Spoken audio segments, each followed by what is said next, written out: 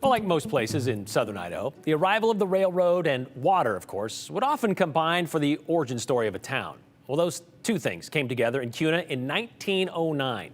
The railroad was already there, but it took the opening of the New York Canal to bring water out of the Boise River up on, well, to the high desert to really kickstart the community. The first building was a combination store, assembly hall, office, living space upstairs. That was built in Kuna in 1910.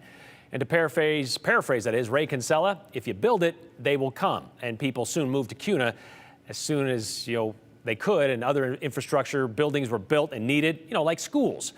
And 100 years ago, next month, Kuna High School is going to celebrate its anniversary. The building, the original one, that doesn't exist anymore. But the memories and the history will be honored for the next several months. I knew this wasn't our original high school, and I think that was it. One way to learn about the generational history of the high school, it's our 100th year, is from two first-generation Kuna kids, Melanie Johnson, I really didn't know anything, and Theo Noe. No, I kind of went into it blind for the most part. Have spent their senior year studying the past century of their school. It's a huge farming community. It's always been a farming community. RFFA is still very prominent. In the early 1900s, the city of Kuna was just a few years old with fewer than 400 people. But those people had kids, and those kids, well, they needed to learn. The very first school was in a tent, which I thought was kind of weird. So it was how is that even possible? They eventually built brick versions, but it wasn't long before they needed one just for the big kids. So Kuna held a bond election to pay for it. And at first, it failed, since they couldn't decide where to put it.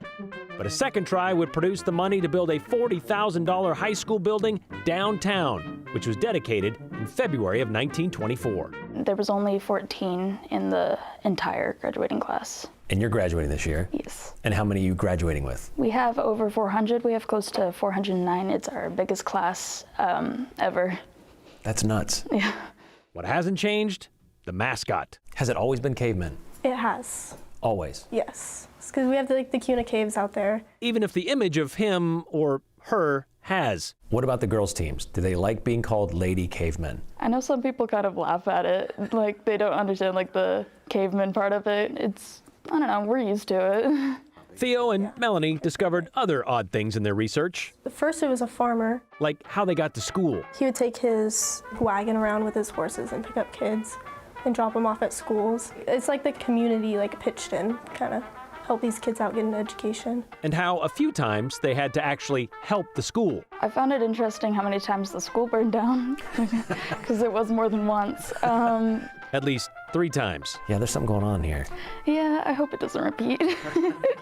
But what's been most interesting is what they've picked up. In the 40s, we had an archery club. Just from pictures. When I look at the pictures in the yearbook, I don't know, I just see a lot of fun energy. Their hair is very different from how we are now. I mean, in the yearbooks, I thought it was interesting how everyone looked very similar to each other, how they dressed and all that, but nowadays everyone has their unique style. It just shows how much life has changed since then.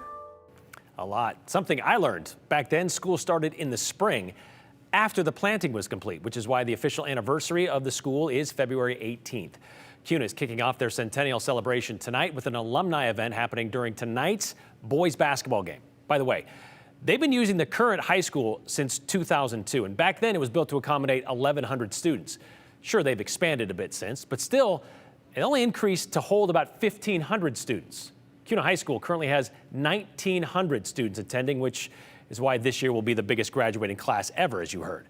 So they need more space, and in a case of history repeating itself, last spring, just like in the spring of 1920, Kuna failed to pass a bond to do that.